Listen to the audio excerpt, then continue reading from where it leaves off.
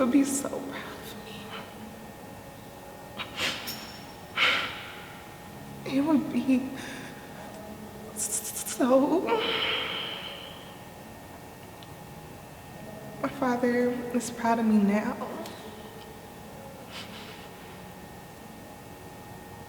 I've taken all of what he has seeded in me and I use it.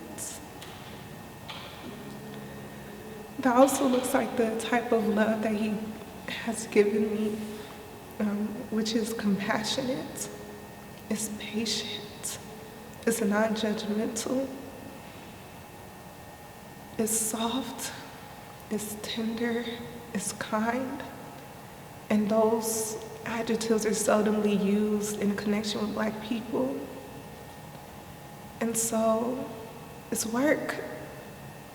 Fighting for oppressed people is work, and it's spiritual work. My dad always said, God first, you second, and everybody else third. And with that principle, I'm able to rely deeper on God's will to strengthen me so I could do work for God's people. But yeah, my dad is proud. And I'm so, so grateful that I feel his spirit and that he poured into me enough to know that when I'm doing things that is in alignment with the best version of myself versus when I'm not. I have his love and his spiritual protection to thank for that.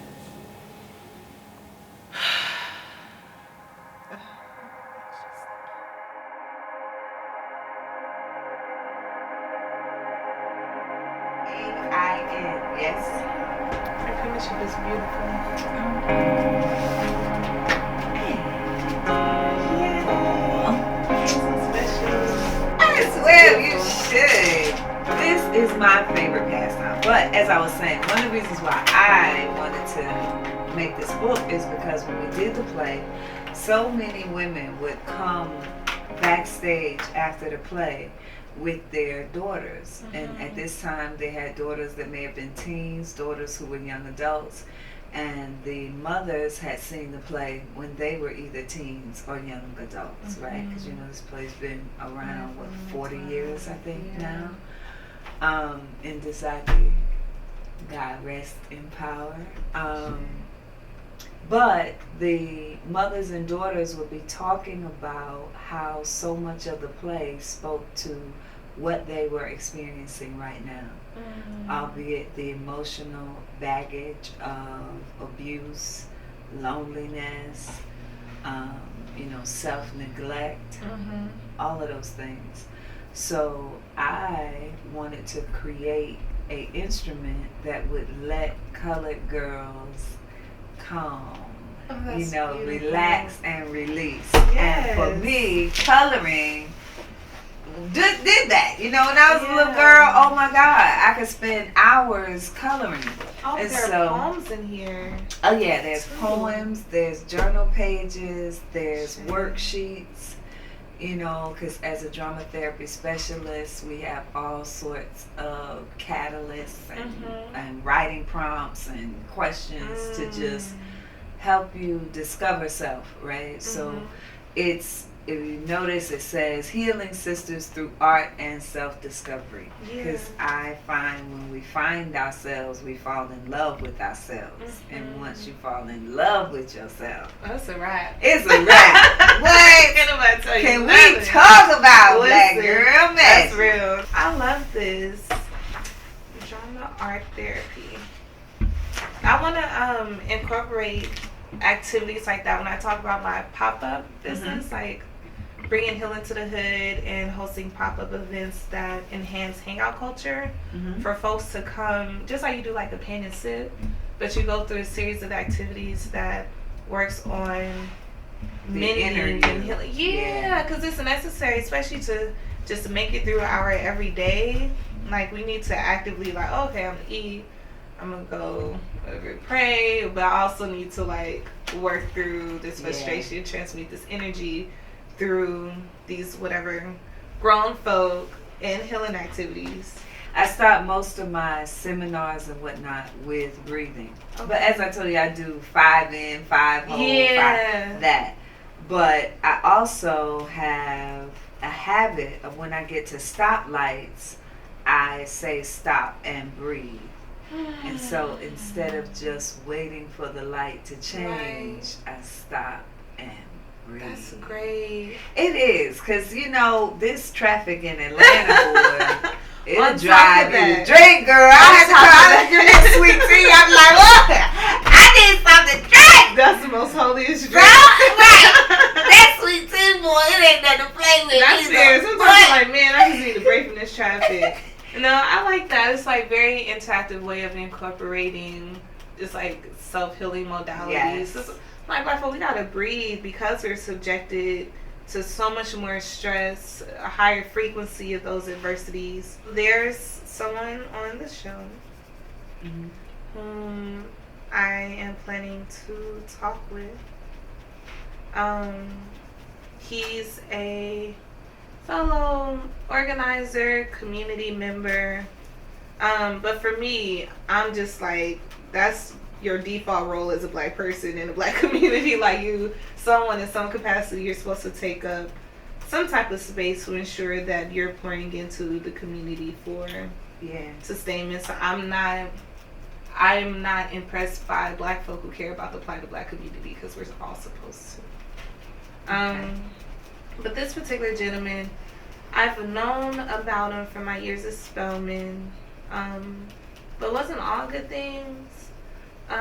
Moving back to Atlanta a year ago, his work has been pretty prominent, but I have a quarrel to pick with him, and I'm trying to gauge my personal responsibility for naming the things that the smaller community in Atlanta, particularly women and people who are actively involved in social justice fights,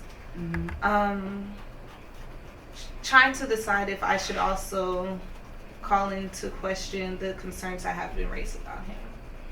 And when doing it, my approach and just my personal responsibility and ensuring that it's not ego doing the talking, like I want to expose you, but more so, how can I inquire about the very valid concerns of my Spelman sisters, the women in the community I know, in ways that invites him to feel safe enough to be honest and be accountable. Based on my spiritual teacher, it's going to require a lot more emotional labor than I care to extend, because it's delicate, and I have to put aside my own human emotions, especially because in our recent encounters, Shawn has expressed disparaging sentiments against Black girls. You want to juxtapose that to what has my interaction been with this person, so that then you can talk more from a personal narrative versus a rumor narrative. So my question with that is that inherently invalidating the statements that I've heard from people whom I know and love and respect? Right, but you are not the carrier of anyone else's water. Okay. Right? Get clear about what do you want. What do you want in terms of understanding of this man as a Black woman to a Black man, both concerned about the community. You know, what do I want in terms of my standing in front of you or being near you and the safety and sanctity of my space in doing that. And all of that is separate and apart from what has happened, did happen, blah, blah, blah, right? Because we future building. Because nothing can really be done about what's happened in the past. And everything that's done in the dark will be brought to the light. And so because it's not an expose, it's a olive branch, right? Because we want to be supportive of all healers. And every healer has some cross to bear. Okay. Right? So it reminds me of Noah. He was drunk and both of his sons came in. And one of the sons, he was drunk and naked. And one of the sons went and told, look at daddy, he's drunk and naked. The other son backed in backwards with a blanket, covered his father, and then addressed the situation. Right? So covering is so critical. Right? Because there's so much that attacks us and wants us, and we're not gonna put no threads on no nooses for nobody. Word. You know what I mean? Thank you so much for that. I appreciate that. It's such a humane way to talk about restorative justice, but also in ways that respects my being present in that space. That doesn't position me to be easily scapegoated or my disposition to be conflated with having malicious intent. Amen. So thank you so much for that. Yeah, all things are pure to those whose hearts are pure. So stay pure-hearted in it. And have you prayed about it? I have. Amen. I had to call upon my higher self to lead that conversation with him. But I hope that is one of accountability while providing a solution. Therefore, accountability could look like acknowledgement of the harm that's been done. Maybe I'll bring these coloring book. Here's my house. Let's talk. Yeah, let's talk. Let's come and talk. Let's chat. Let's heal a little Yes. bit. No, that's fair. Amen.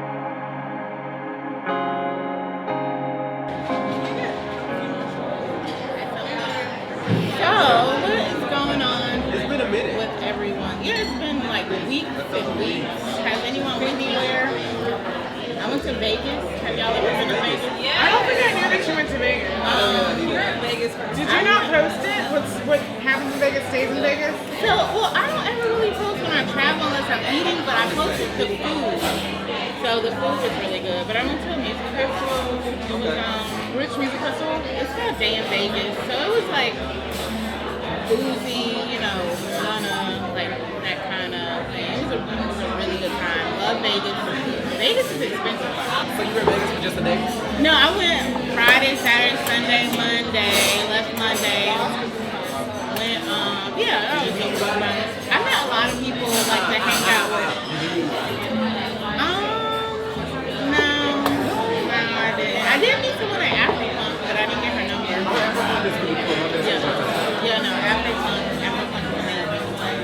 But it was one thing that I wanted to talk about, and I really wanted to get your opinion because it's churchy. right. I already know where Janackeh stands, but so. Do you? I do. Yeah, you're a little more fluid and open with some things spiritually. You heard of Vision Church, really popular. They now have a psychic on their staff. She has a doctorate in theology, and so.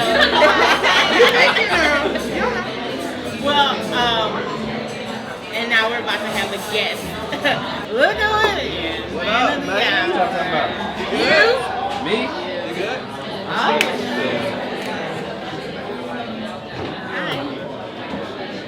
Oh. Oh, wrapping it up with the embrace. Because we're always sitting next to each other.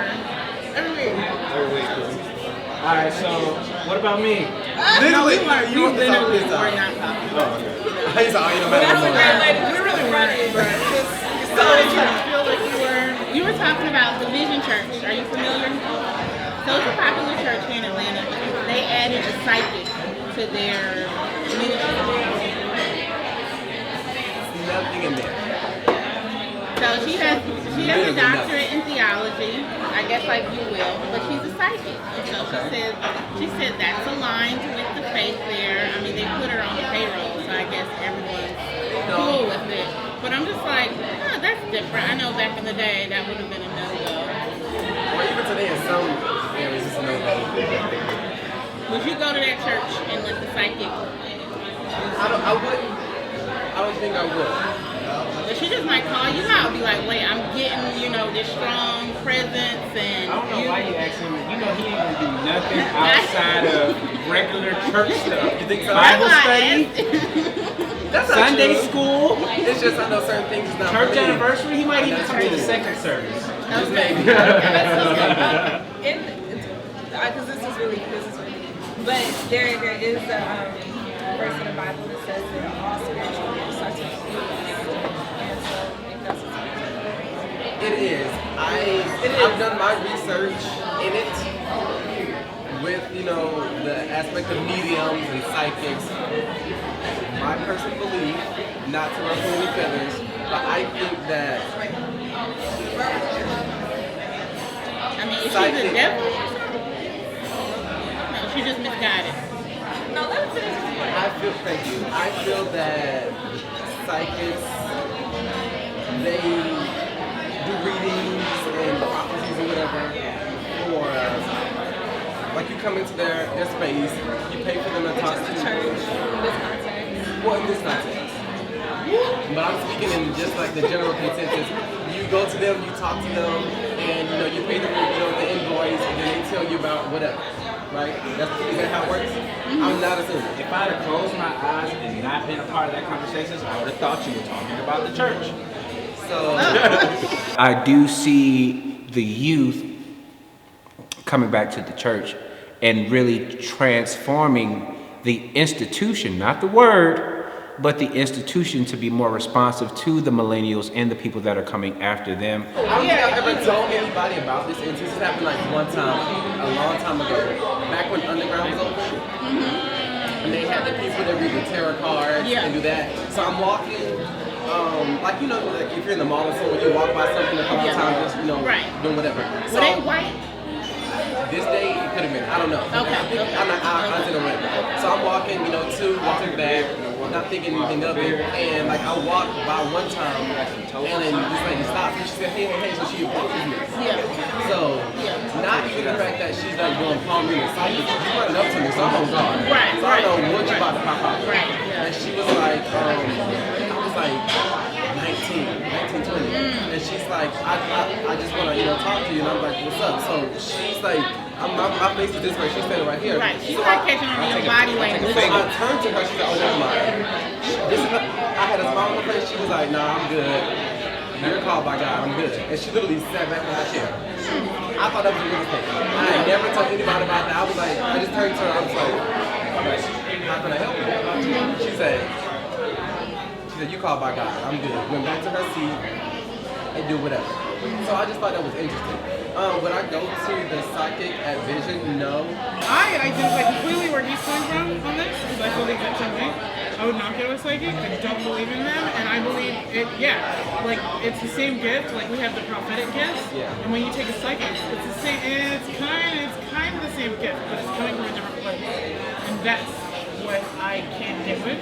And so, like he said, it's not for stereotypical church reasons. For me, it is for stereotypical church reasons, just because I operate in the prophetic and I understand where that comes from and I understand what it's about. And psychic and tarot readings and all that stuff, mediums, that's coming from a completely different place, and it's twisting the gift. But my thing is, that's how I feel, and it's because I have the gift, and so I know when it's coming from a different place. Our pastor said this today.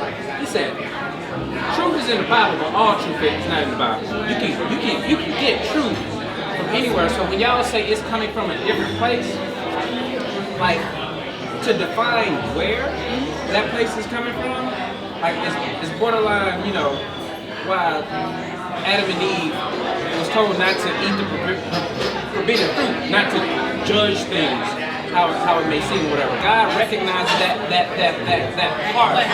heart for questing and whatnot. And he also honors that heart for questing and covering someone who is seeking God as well. Because everybody's going to have that particular type of oppression or that type of, setback. So, but when I go to a site, I'm like you. I'm not like you. I would try it. I would go to it. I would be like, hey, today I'm going to go to a psychic. If my homegirl hit me up like, hey, let's do a psychic. I was like, sure. Right, yeah. Why not? You know what I'm Go out saying? and see Because it's still for me, like, the instance when you are invited out to like a yoga thing or whatever, it's about fellowship. Whenever a saint walks into a place, that place is saved. If Lot would have found fire, that place would have been saved. If you would have walked into that psychiatric place or that psychic place or whatever, that psychic would have been saved or whatever. So wherever you go, you're covered if you're truly a man of God. And there should be nowhere that you should fear going. Yeah, I walk through the valley of the shadow of death. Negroes don't even want to walk down alleys. Yeah. We talking about the shadow of death, and you talking about being afraid to go into a psychic place. Thank you for that. I appreciate that. I want to just offer the different perspective. Like, in our culture, right, because I'm always talking about how Christian culture is being co-opted by colonizers and white people. And in that, a lot of spiritual practices, which is faith practices, like what people do to establish and maintain a relationship with God, has been vilified and demonized. And I'm suggesting that we are not giving people enough credit. A lot of these practices stem from African traditions, indigenous traditions, that have been stigmatized, and I don't think the people who are direct descendants of those who are slaves have the right to suggest what is godly and what isn't. I don't think it's fair to also suggest that God is absent in a place because these certain elements are tied to Christianity aren't there because God is everybody, God is so big. And honestly, like my faith practice where I'm at now heavily stems from the process of mourning my father, and that's why I'm like in the church house, and that's also why I am seeking other avenues to connect with God, where my soul is received, where it's not me, it's like my spirit is leading me where I need to go to find healing, to find guidance. And the other day, like I broke it down to, it's the holidays, y'all, and I'm missing my dad, and it's a lot of promotion coming up that I'm managing and like trying to get through, Lord knows. But when we were in conversation, I talked to my uncle, and he said that my dad's spirit is finding me and seeking me because he knows that he needs me. And having an altar, right, like honoring my ancestors and those who came before me, recently my father, has allowed me to heal and maintain a closer relationship with God that I needed. And without that altar, that relationship would have been harder to attain, you know what I mean? You can physically see that every day. And it's culturally relevant. I assure you that the people in the space I invited you to, they weren't worshiping no devil. You know, like God is present everywhere. And to this point, God is so big that Bible is so public about it. And there's other truths. And also other cultures have access to God's truths in which they interpret through their lens. So we'll have more evidence of the expounding and just constantly forever expanding sense of God if we open ourselves up to other people where God is also God's truth. And not to just direct that to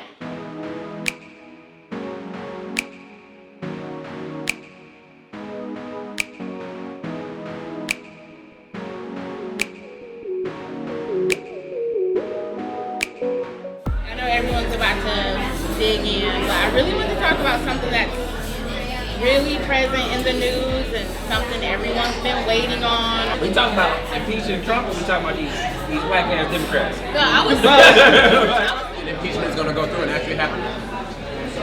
I don't think so. It's just a waste of fucking time, a waste of money, resources. within a year. Why wait till like the last year? You know he was That's a lot. You know he was just here. You just had a black. Yeah, he had a black rally. He was here this past week. Yeah, it was the Black Voters for Trump rally or whatever. Black people really did show up in support. Did anybody think about going? You just like think about it. No, because of traffic. He shut down 400. I didn't know. Yeah. He shut down the entire 400. He did. If it wasn't a traffic issue, I wouldn't have mind just to go. But then I wouldn't want to be on camera, you know. He was like, look at that old. I would have talked all about you. Right. I still wanted to go. Yeah. Not in support of Trump. But this is what folks is thinking. You gotta know your enemy. There's a group about it. You have a lot of people who were Obama supporters who now say, who look at everything that happened and say, he didn't do anything specifically for us. My thing is, they would have shot him if he tried to do things specifically for black people. And He had to be in the cemetery. the last time someone great that was seen as a Messiah figure was killed for trying to help people was Jesus. And it started with I was gonna say revolution. JFK. So, A little bit more recent. I'm just, okay, well, I'm saying, okay. I'm not invalidating that. Since we Christians. Yeah, but In atheist. I think he's gonna win again. I mean, But our country had to go through this, honestly. Because we are way too. We had to go to this reason. What do you mean? We had to go through this. so wait the fuck. Yep. So slavery wasn't enough. We needed another. It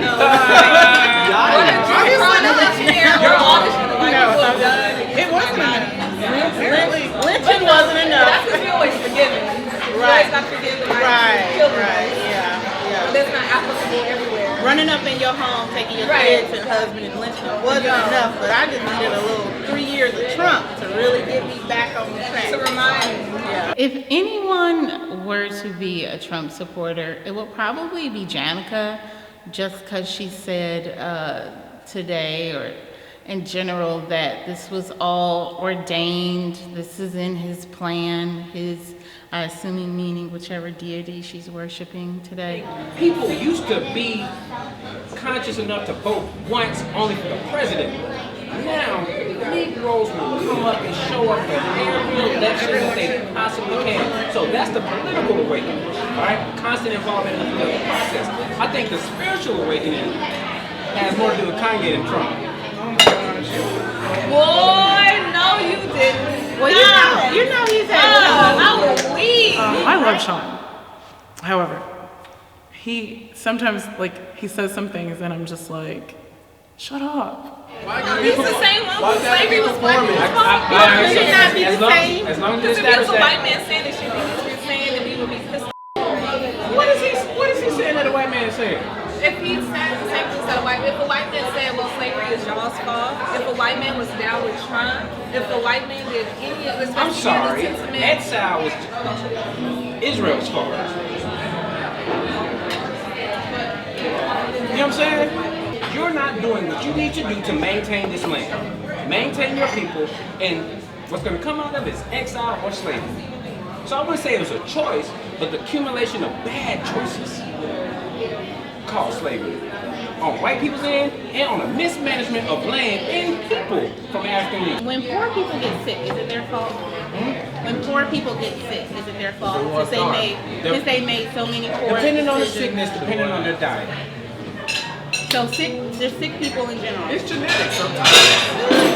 It's, Well, if they had bread better. It's a circular spectrum of causations that can cause someone to get sick. There's a circular cause and reactions of what can cause somebody to lose their land, Does that go for all sick people? or to lose even people in their family. Like there's a whole bunch of reasons. Outside of those reasons, is it someone is just a fucked up person and I didn't have my shit together. Yo, I can't, just like knowing how kidnapping happens, how rape and all these things of abuse happens, I can with good faith and just humanitarianism in my heart blame or put the cause on the victim. Because you're a normal, well-adjusted, smart human being. Who brought up a good point though? I ain't like she brought up the victim blaming situation, and I can see where she coming from. Like slavery is different. Moses, the deliverer of Israel, literally had to exile himself for 40 years because he killed an Egyptian who was beating So you're a Hebrew using like slave. a story of So the same potential type of family to justify. the same type. We are too quick to accept celebrities who are, being converted, and then all of a sudden we want to launch them into ministry like they're not even 5 minutes have passed since their quote unquote conversion experience. Whether people have done that before or not, if that's where he is going with God, that's his thing. Some people may say, oh, you just copying that from Janackeh. But just, I don't know, just because some people use the Bible to justify and pacify and okay slavery, people can use religion to do any type of manipulation that they want. He doesn't have a track record and he has to build that up. I think we really value celebrities and we give them passes that we don't offer other human beings, even if those aren't. She poured her entire heart, her entire soul, and so much intentional love into tonight. I have watched her from the beginning planning stages all the way to this amazing and wonderful evening. She planned it with people in mind, specifically Black people, bringing together people in community, in healing, and in love. So without any further ado, I would love to introduce Miss Ain.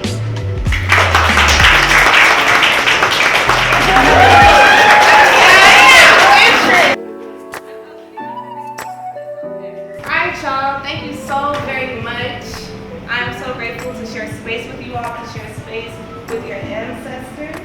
I want to first acknowledge that the land that we stand on, I know for some of us in the room we have direct ancestry to those who have toiled the land, who have built the homes and businesses just to later work in those homes and businesses, maintain those homes and businesses and keep them clean.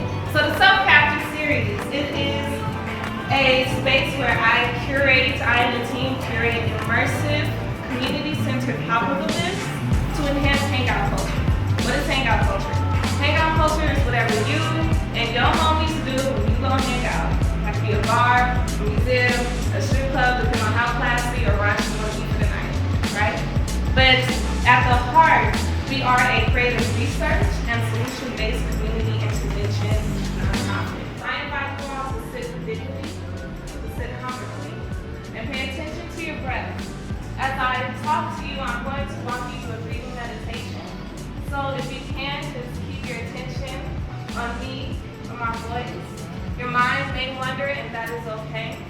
We are trying to get comfortable in our bodies, and we're trying to heal our bodies in our street that I can street away.